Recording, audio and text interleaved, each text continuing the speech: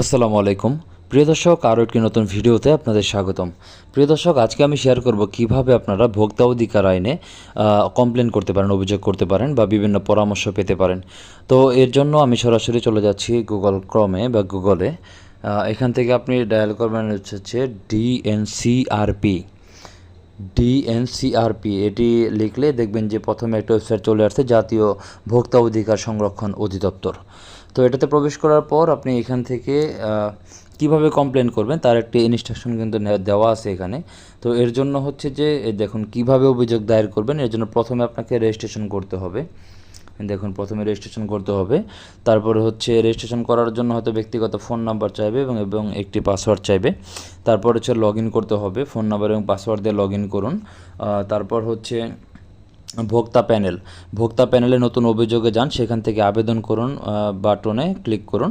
তারপরে অভিযোগের বর্ণনা, অভিযুক্ত প্রতিষ্ঠানের তথ্য এবং প্রমাণাদি সংযুক্ত করে অভিযোগ দায়ের করুন। তো এইভাবে কিন্তু আপনারা সেখানে এই ভোক্তা অধিকারে করতে পারবেন, কমপ্লেন করতে পারবেন। এখন হচ্ছে যে কী কী প্রয়োজন হবে, নির্দেশনাবলী রয়েছে। এর জন্য অভিযোগ প্রদানের জন্য আপনার মোবাইল নাম্বার এবং অভিযোগ সংক্রান্ত তথ্য প্রমাণ প্রয়োজন। অভিযোগ প্রদানের মূল্য এবং পরিশোধের পদ্ধতি।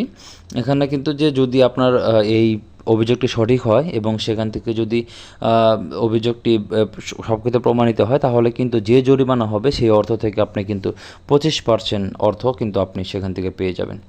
এবং এখানে সময়সীমা রয়েছে, আপনার অভিযোগ প্রক্রিয়া 60 কর্মদিবসের মধ্যে সম্পন্ন করা হবে।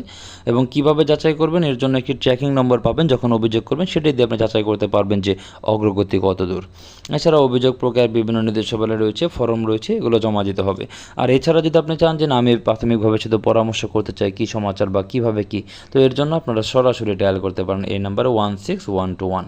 এই নাম্বারে কথা বলতে পারেন যে আমি এই সমস্যা বা এইভাবে আছি, তারপর তারাই আপনাকে ইনস্ট্রাকশন দেবে যে কী করতে হবে। দর্শক, আশা করি বোঝাতে পেরেছি। এভাবেই কিন্তু আপনারা খুব সহজেই রেজিস্ট্রেশন করে, আর যদি আপনার রেজিস্ট্রেশন করা না থাকে তাহলে এই যে রেজিস্ট্রেশন করুন বাটনটি রয়েছে, এখানে ক্লিক করলেই আপনারা রেজিস্ট্রেশন করতে পারবেন।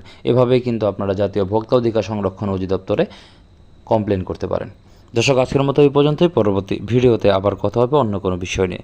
সে পর্যন্ত সকলে ভালো থাকুন এবং সুস্থ থাকুন। আল্লাহ হাফেজ।